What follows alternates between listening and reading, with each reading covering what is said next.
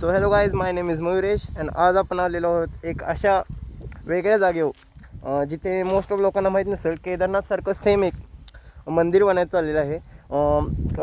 काय बोलले ते गावाचं नाव वेरूळच्या पुढे काहीतरी, आणि उरमोडी धरणाचं स्ट्रेट रोड टाईप येतं ते.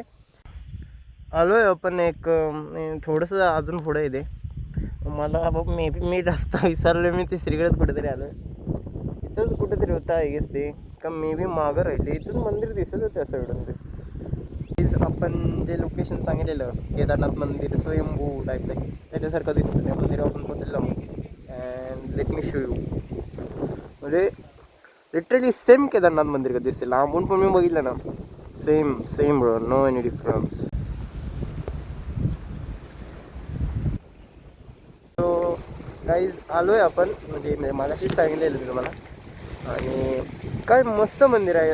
लाईक एवढा सुंदर सातारा आहे बाई, लोकांना बाहेर का जायचं असते. म्हणजे सगळं आहे म्हणजे साताऱ्यात काय सुंदर बाई. रोड तर एवढा भारी आहे ना बाई, प्रत्येक पॉईंटला एक स्पेशल व्ह्यू होता माहिती. आणि एक एक पॉईंट सापडला मला, दाखवतो मला. काय दिसतंय बाई, काय लुक आहे बाई, बघा ना. ती म्हणजे इथून बसलं ना मी बाई, संध्याकाळपर्यंत झोपेन इथे असं वाटायला लागलं मला. Proper view. आणि हा मागे आपला केदारनाथचं प्रतिकृती मंदिर. सो जसं मी सांगितलेलं, एक लोकेशनला आपण जसं केदारनाथ मंदिरवरून आलो तर व्हिजिट करणार आहे. तर जस्ट एक लुक बघा बाई, काय दिसतंय. थांबा बाई, काय व्ह्यू आहे